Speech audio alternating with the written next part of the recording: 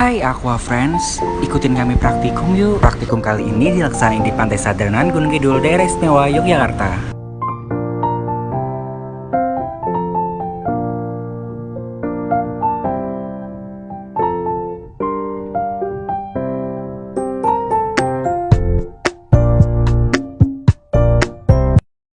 Assalamualaikum warahmatullahi wabarakatuh. Kami dari kelompok 10 akan melakukan praktikum biologi laut, yaitu mengenai transek pada lamun dan juga terumbu karang.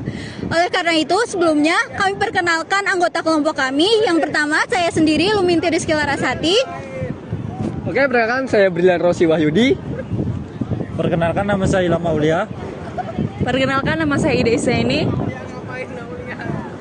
Perkenalkan nama saya Aulia Dwi Cahyani. Perkenalkan nama saya Nur Salimar Cahyono. Perkenalkan nama saya Rahel Sari.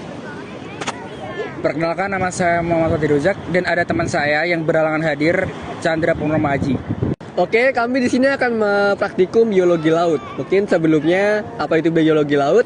Biologi laut adalah ilmu yang mempelajari makhluk hidup yang ada di laut ini beserta lingkungannya, sehingga kita dapat mengetahui manfaat ataupun penelitian yang akan kita lakukan. Nah, mungkin dari praktikum biologi laut ini kita akan melakukan yaitu transek. Nah, transek ini adalah suatu praktikum atau suatu kegiatan yang akan mengukur suatu komunitas vegetasi dari suatu perairan laut, sehingga kita bisa mengetahui apa saja yang ada di dalamnya. Nah, transek ini dibagi 3 jenis, yaitu mulai dari transek mangrove yang menggunakan berbentuk kotak, yaitu dengan ukuran 10 x 10, sehingga kita dapat mengetahui komunitas apa saja yang ada di dalam transek tersebut, khususnya dalam mangrove.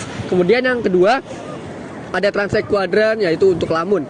Lamun ini dengan berukuran 1 meter x 1 meter, sehingga dia terlalu besar. Nah, untuk lamun ini kita akan mengetahui jenis lamun ataupun populasi dari lamun yang dalam transek tersebut. Lalu yang ketiga ada transek garis, yaitu transek untuk mengukur terumbu karang. Nah, transek garis ini kita bentangkan sepanjang 50 meter dari garis pantai menuju ke tengah lautan. Baik, yang berikutnya adalah metode transek garis pada terumbu karang.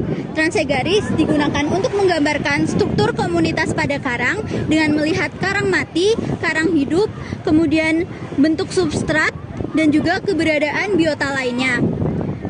Garis transek dimulai dari kedalaman di mana masih ditemukan terumbu karang batu kurang lebih 25 meter sampai di daerah pantai mengikuti pola kedalaman garis kontur. Umumnya dilakukan pada 3 kedalaman, yaitu 3 meter, 5 meter, dan 10 meter, tergantung keberadaan karang pada lokasi di masing-masing kedalaman. Panjang transek yang digunakan yaitu 30 meter atau 50 meter yang penempatannya sejajar dengan garis pantai pulau. Pengukuran dilakukan dengan tingkat ketelitian mendekati sentimeter. Dalam penelitian ini, satu koloni dianggap satu individu. Jika satu koloni atau lebih tumbuh di atas koloni yang lain, maka masing-masing koloni tetap dihitung sebagai koloni yang terpisah. Panjang tumpang tindih koloni dicatat yang nantinya akan digunakan untuk menganalisa kelimpahan jenis. Kondisi dasar dan kehadiran karang lunak, karang mati, lepas atau masif, dan biota lain yang ditemukan di lokasi juga dicatat. Kemudian ada alat yang digunakan dalam pembuatan transek garis terumbu karang. Yang pertama ada gunting, kemudian ada roll meter, selanjutnya ada pasak, batu, dan kayu, kemudian ada rafia berwarna kontras, dan yang terakhir ada pelindung HP anti air. Langkah-langkah yang dilakukan pada praktikum transek garis yaitu yang pertama, mempersiapkan peralatan yang digunakan, kemudian yang kedua, membentangkan tali tegak lurus mengarah laut sepanjang 50 meter dari garis pantai. Kemudian yang ketiga, membuat tanda setiap 10 meter pada tali tersebut. Kemudian yang keempat, mengikat tali sepanjang 50 meter ke pasak, batu, dan kayu. Yang kelima, melakukan pengamatan. Kemudian sampel yang diamati yaitu yang pertama, identifikasi terumbu karang, luas tutupan terumbu karang per stasiun, dan yang terakhir ada identifikasi biota. Ya, untuk selanjutnya ada kelebihan dan kekurangan dengan metode transek garis. Untuk kelebihan, yang pertama, akurasi data dapat diperoleh dengan baik. Yang kedua, data yang diperoleh juga jauh lebih baik dan lebih banyak. Yang ketiga, penyahian struktur komunitas seperti presentase tutupan karang hidup atau karang mati, kekayaan jenis, dominasi, frekuensi kehadiran, ukuran koloni, dan keanekaragaman jenis dapat disajikan secara lebih menyeluruh. Yang keempat, struktur komunitas biota yang berasosiasi dengan terumbu karang juga dapat disajikan dengan baik. Kemudian untuk kekurangan transek garis, yang pertama, membutuhkan tenaga peneliti yang banyak, survei membutuhkan waktu yang lama, dituntut keahlian peneliti dalam identifikasi karang, minimal level dan sebaliknya jenis atau spesies. Selanjutnya ada peneliti dituntut sebagai penyelam yang baik dan biaya yang dibutuhkan juga relatif lebih besar. Selanjutnya ada alat dari metode transek kuadran lamun yaitu roll meter, gunting, batu, rafia berwarna kontras, pelindung HP anti air, dan paralon. Untuk langkah-langkah transek garis, yang pertama adalah mempersiapkan peralatan yang akan digunakan. Yang kedua, mengukur paralon sepanjang 1 meter dan membentuk persegi.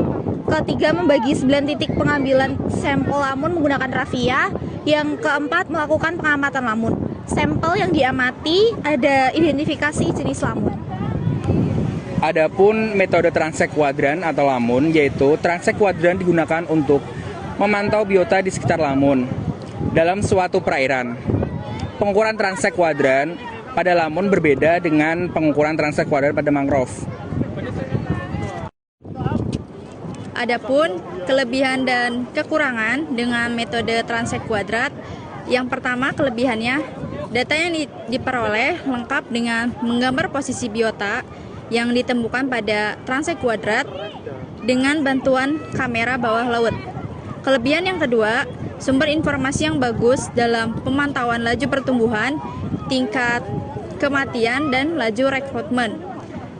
Nah, selain itu, kekurangan yang didapatkan pada metode transek kuadrat, yang pertama, proses kerjanya lambat dan membutuhkan waktu lebih lama. Yang kedua, peralatan yang digunakan tidak praktis dan susah untuk didapatkan.